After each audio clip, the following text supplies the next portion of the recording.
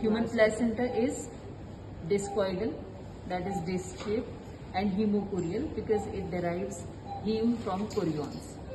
It has two surfaces, one is maternal surface and other one is fetal surface, and you identify fetal surface by the presence of attached umbilical cord. Vessels are traversing through.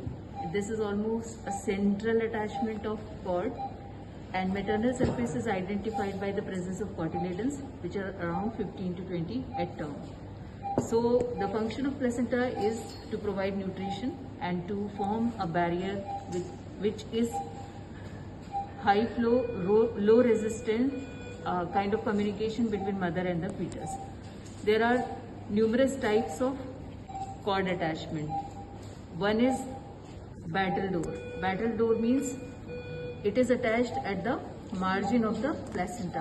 One is velamentous. Velamentous means the cord is attached at the membrane, and when such a cord is attached, you will see these kind of traversing vessels here along with the cord, and cord will be arising out of this. Now, velamentous insertion is a important cause for antepartum hemorrhage, vasa previa. Patient can bleed also. The methods of separation of placenta are two. One is Matthew-Duncan and other is Schultz. So Matthew-Duncan separation and Schultz separation, they are differentiated on the basis of from where the placental separation is starting, whether it is from the center or whether it is from the margins. In marginal separation, you will see bleeding first and then the attachment. In central separation, you will see attachment first and then the bleeding.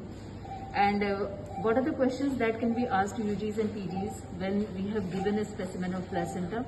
One is placental abnormalities like abruptio placentae, placenta previa, sexcenturate low, placenta bilobata.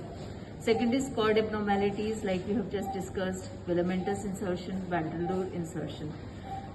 In PGs, the second question that comes is the management of cord prolapse and abnormalities of the cords. So abnormalities of the cord may be the most commonly asked is if you see a dual vessel placental cord, umbilical cord, what are the possibilities of abnormalities? It is commonly associated with Down syndrome and other congenital cardiac abnormalities and other abnormalities as well.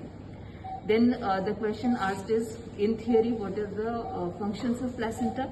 And final, if we are giving a specimen, then 98% of the times you will be asked what is active management of third stage of labor. And active management of third stage of labor is nothing but giving oxytocin, that is syntocinon or oxytocin, 10 unit IM or IV within 2 minutes of the delivery of baby. Second component is delivery of placenta by controlled cord traction, and third is delayed cord clamping. So these are the three components of active management of third stage of labor.